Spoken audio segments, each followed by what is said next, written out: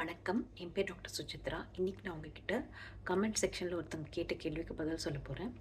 நீ பெயின், நீ ஸ்டிஃப்னஸ்க்கு எதாவது பண்ண முடியுமான்னு கேட்டிருந்தாங்க. அதாவது முட்டி வலி, முட்டி நகத்து கஷ்டமாக இருக்கிறது. முதல்ல ஒரு டாக்டரை போய் நீங்கள் கட்டாயம் பார்க்கணும். ஏன்னா நிறைய காரணங்கள் இருக்குது, என்னன்னு தெரிஞ்சுக்கணும். இப்போ முடக்குவாதம், ருமட்டாய்டு ஆர்த்ரைட்டிஸ் அந்த மாதிரி காரணங்கள் இருந்தால் அந்த மாத்திரை போட்டால் தான் சரியாகும். அதனால் கட்டாயம் டாக்டரை போய் பாருங்கள்.